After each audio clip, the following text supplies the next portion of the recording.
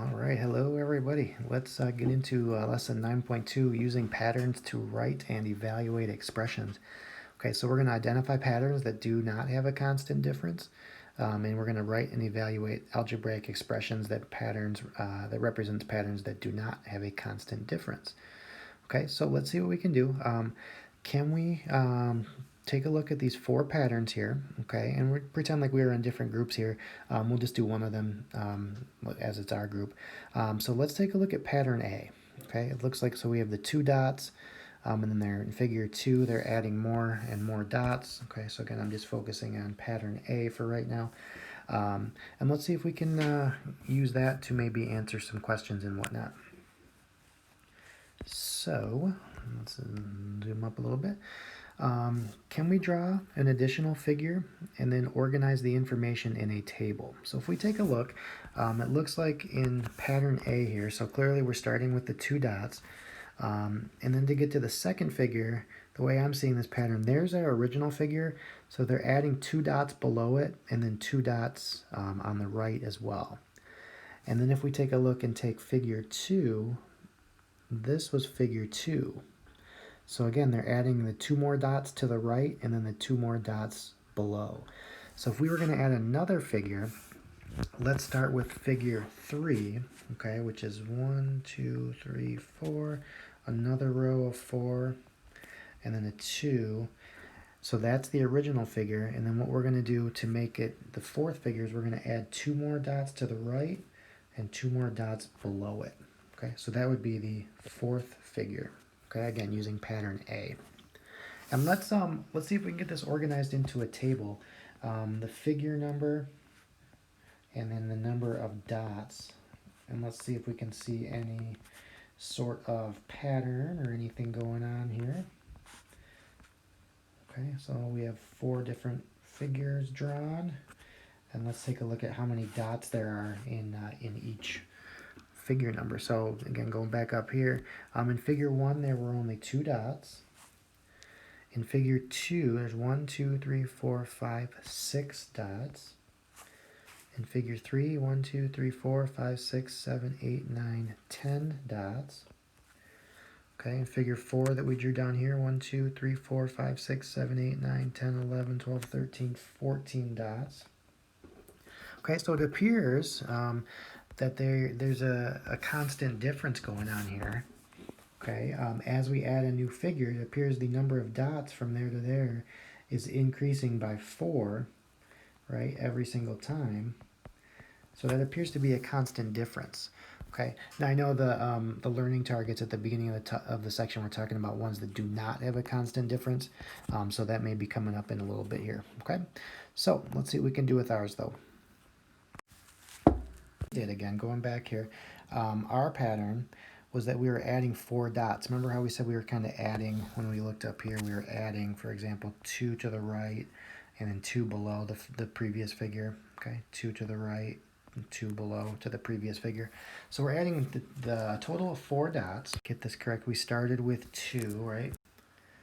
All right, so can we describe the pattern in words? Okay, so for our example, we're adding 4 dots. Okay, now can we write an expression using the variable n that could be used to determine the number of pebbles in figure n?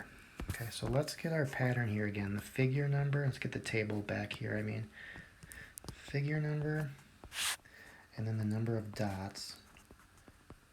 Okay, and again, we had 1, we had 2, 3, 4, and ours was, let me just make sure okay, we started with 2 and then we were adding 4 to get 6, 10, 14. So as this continues, the question is, if there were n dots, a variable, then what sort of number of dots would we have? All right, so let's think about this. Now again, our pattern, what we're trying to say, or what we're trying to find, is how many dots, right, would there be in the nth term. So for example, our pattern for this example, we are starting with 2.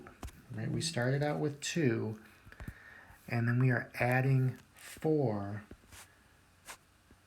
a set number of times. Okay, here's the trick though.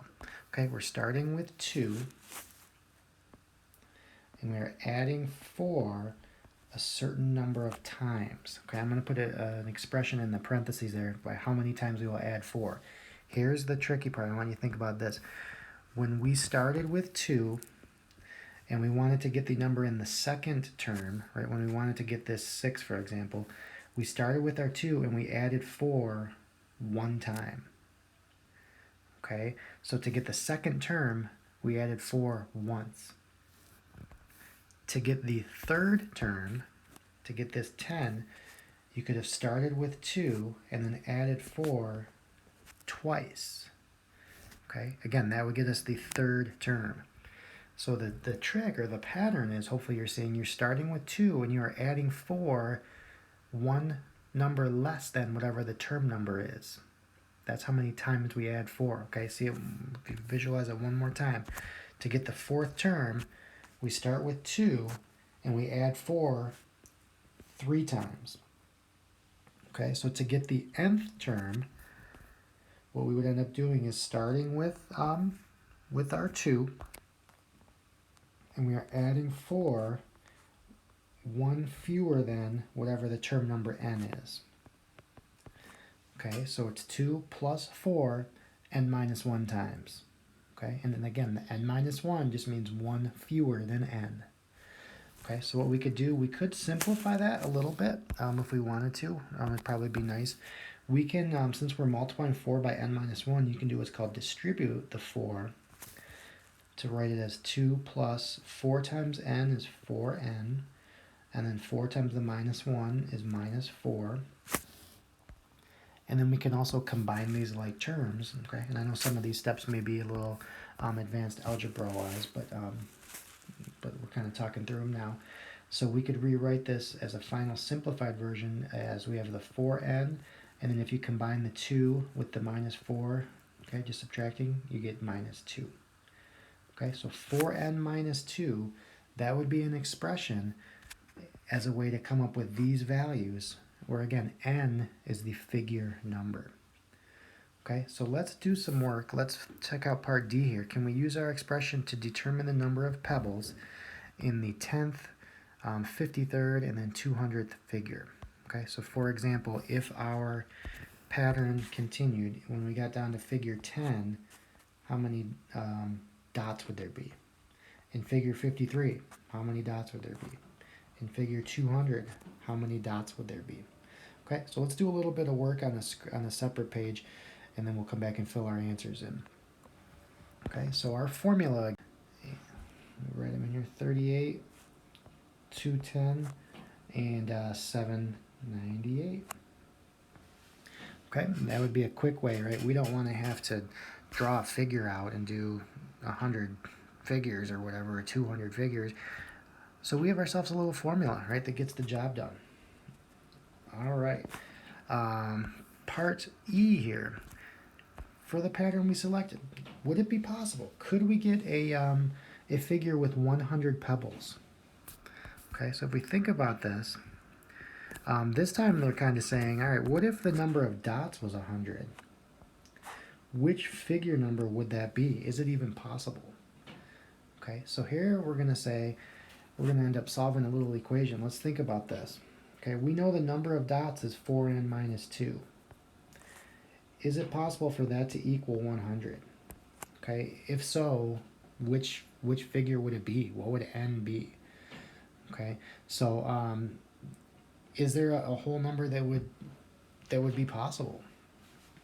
Okay, so I know we're going to be doing solving some equations a little bit later, but so this might be a little preview.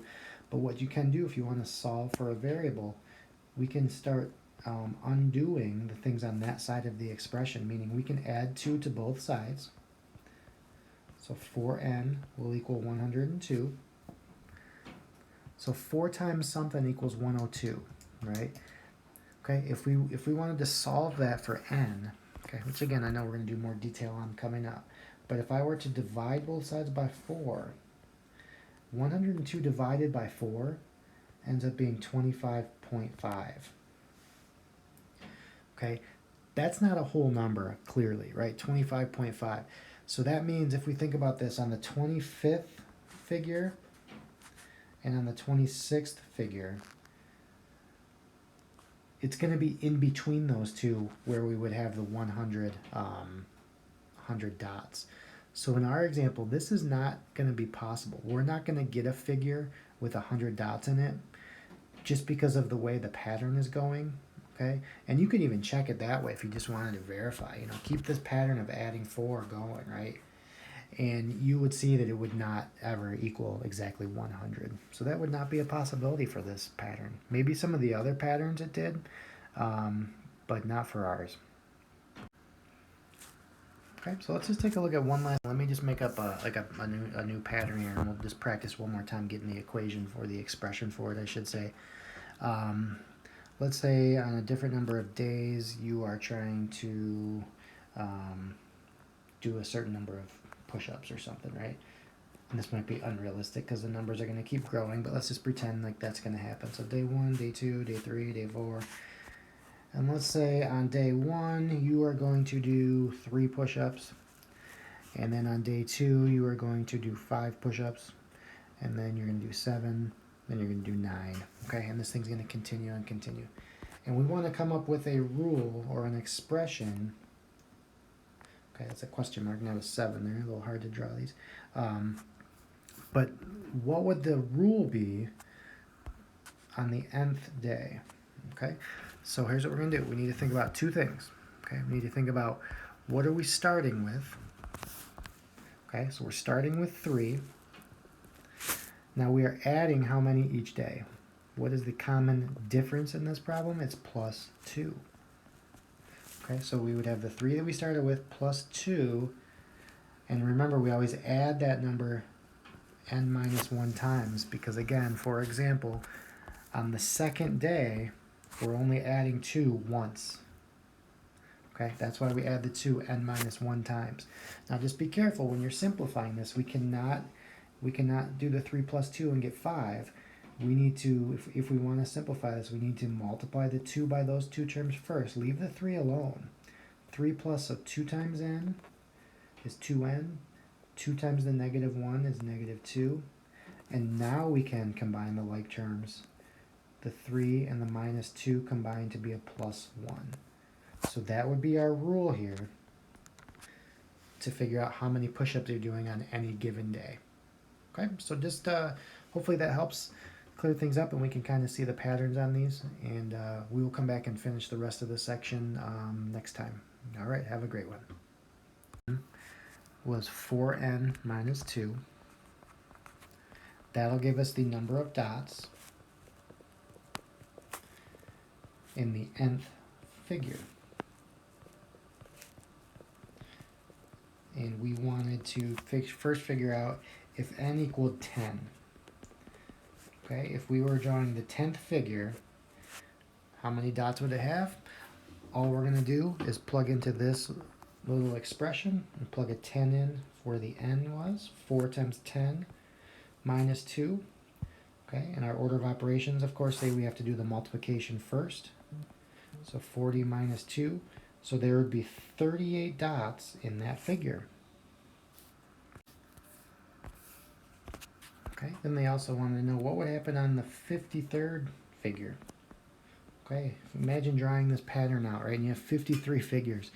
The number of dots, again, was always going to be found using this expression. We're just going to plug in now 53 for the value of n. Okay, and we're going to do our order of operations. We're going to multiply first. So 4 times the 53 should be 212. And then we can subtract 2 from that. And in that figure, there would be 210 dots. A lot of dots.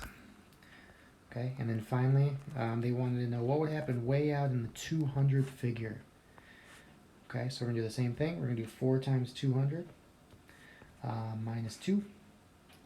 So 800 minus 2 equals 798. Okay, so that would be our values, 38, 210,